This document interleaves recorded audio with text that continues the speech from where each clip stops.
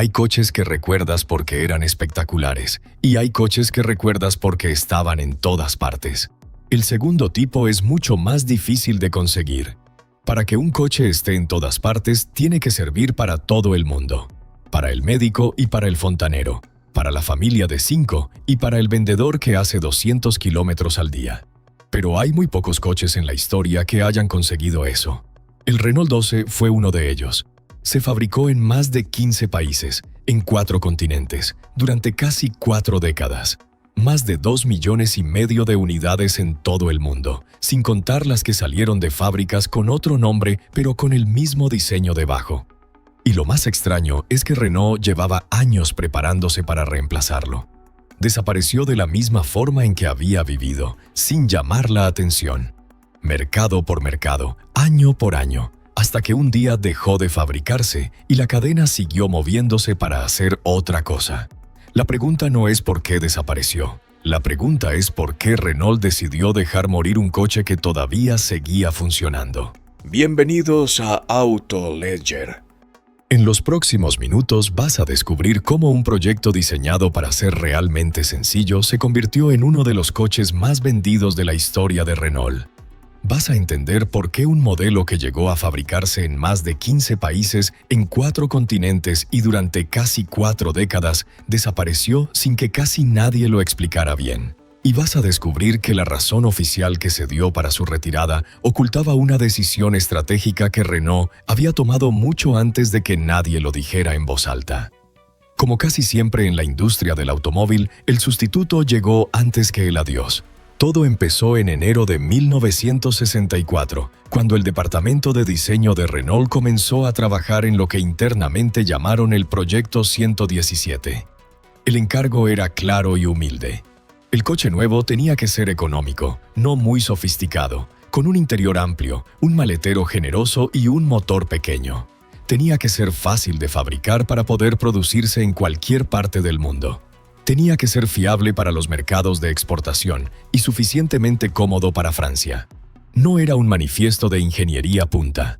Era una lista de requisitos pensada para hacer un coche que funcionara en todos los sitios y que cualquiera pudiera permitirse. 5 años después, en octubre de 1969, ese proyecto llegó al Salón de París con un nombre mucho más simple: Renault 12. El Renault 12 no era un coche que te enamorara a primera vista. No tenía el carisma del Citroën DS ni la presencia del Peugeot 504. No era deportivo ni aspiracional, pero hacía exactamente lo que prometía y lo hacía bien para todo el mundo. Lo compraba la familia que necesitaba un maletero grande y 5 plazas de verdad. Lo compraba el vendedor que hacía 200 kilómetros al día y necesitaba un coche fiable. Lo compraba el taxista que buscaba comodidad sin sobresaltos. Lo compraba la clase media que quería un coche decente sin endeudarse de por vida. En España, entró a la vida cotidiana de una forma que pocos coches consiguen.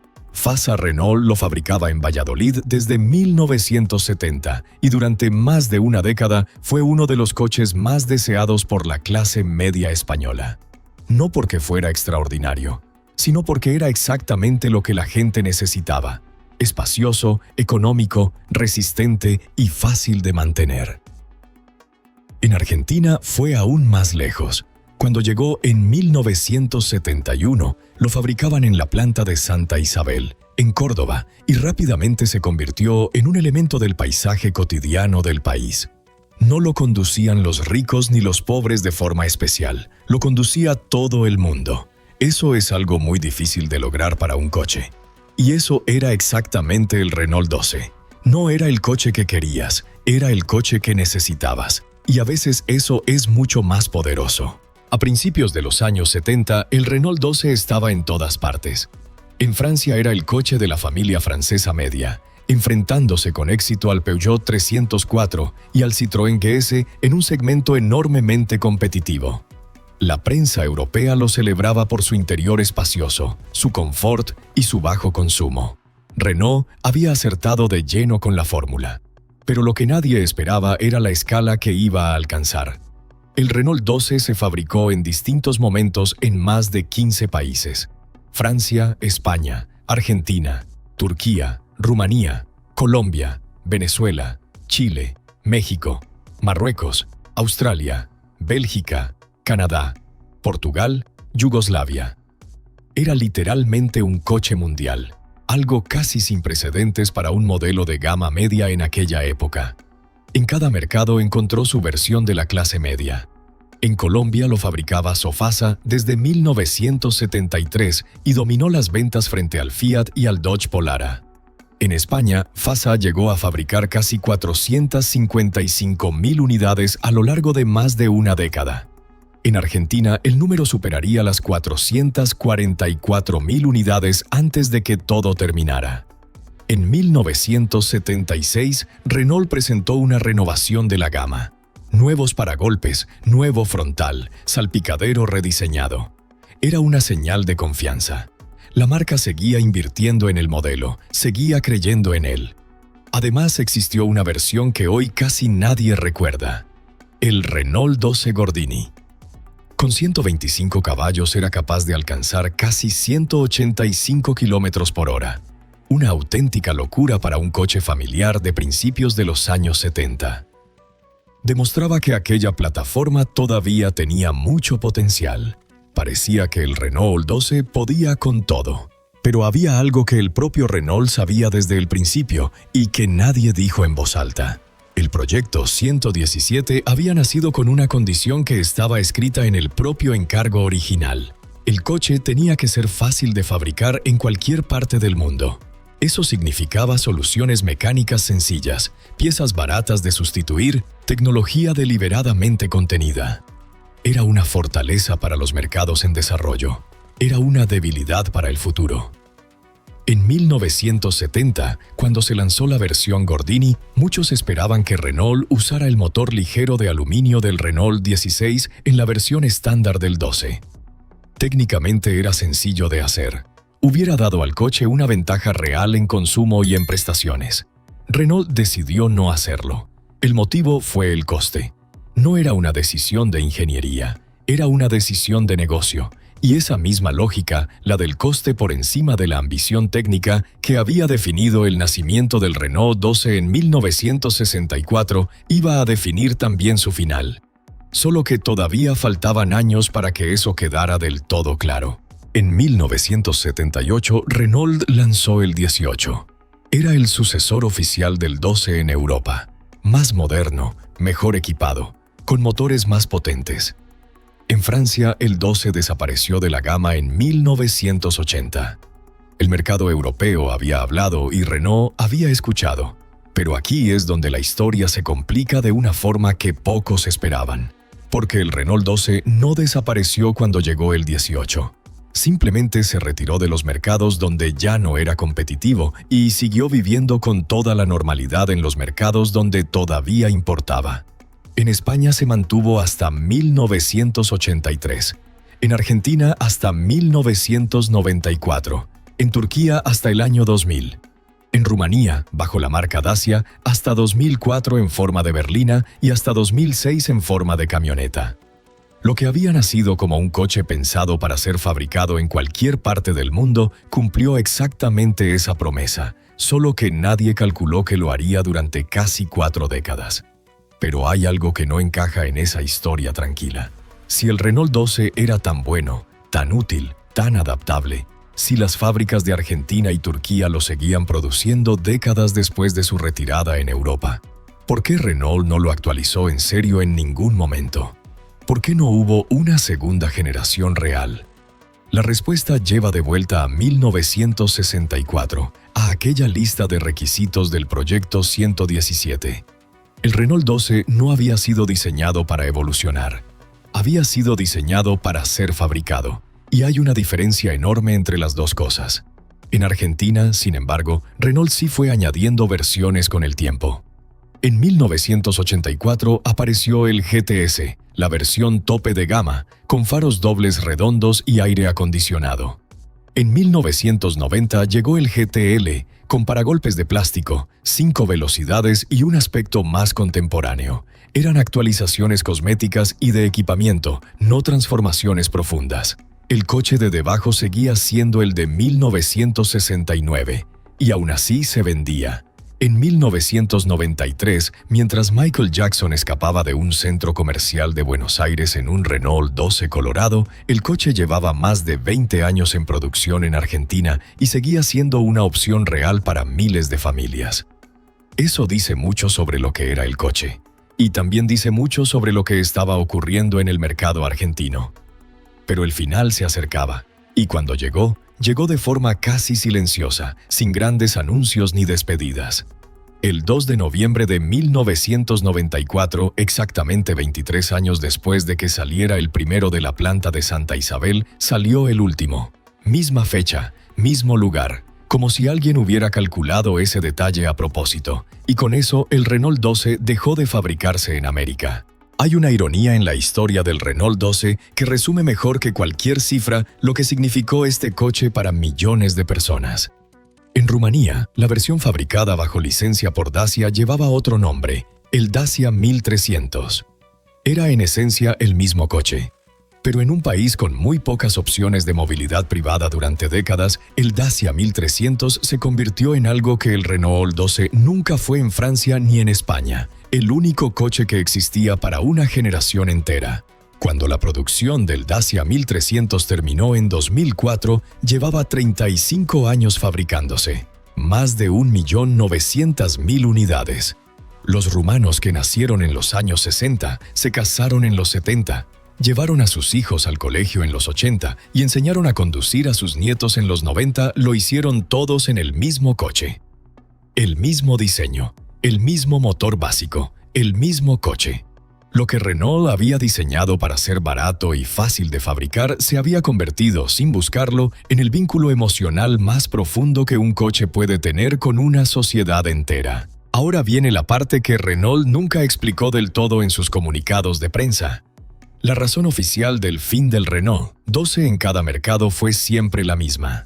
Habían llegado modelos mejores, más modernos, más competitivos. El Renault 18 en Europa, el Renault 9 en España, modelos nuevos en Argentina, en Turquía, las normativas de emisiones. En Rumania, la transición hacia plataformas más modernas dentro del grupo. Todas esas razones son ciertas. Pero hay una pregunta que nadie formuló con claridad. Si el Renault 12 era tan adaptable, si podía fabricarse en 15 países, si funcionaba en climas tropicales y en carreteras sin asfaltar y en ciudades y en campo, ¿por qué Renault nunca invirtió en una segunda generación real?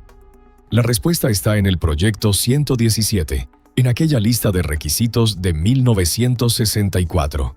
El Renault 12 había nacido para ser barato de producir, no para ser desarrollado. Renault había construido un coche de exportación pensado para mercados que todavía estaban industrializándose, y esa decisión, que fue un acierto enorme a corto plazo, se convirtió en el techo que el modelo nunca pudo superar.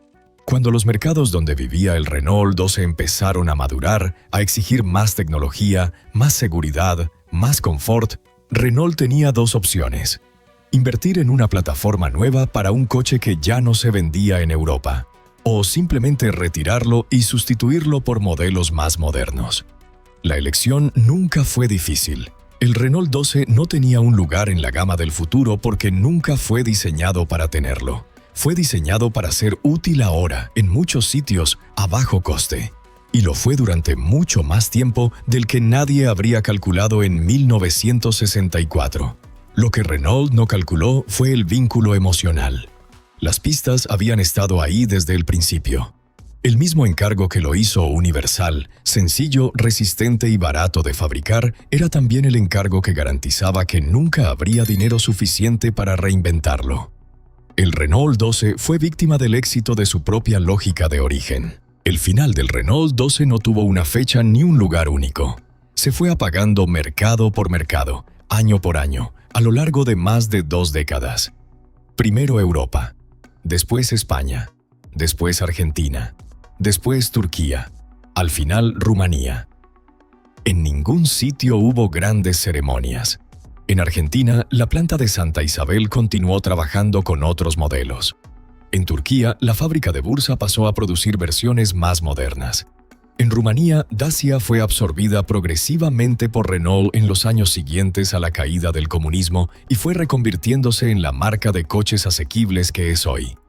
El Renault 12 no tuvo una Last Edition de coleccionista, no tuvo un comunicado de despedida, no tuvo ceremonias de cierre con los trabajadores firmando la carrocería del último ejemplar.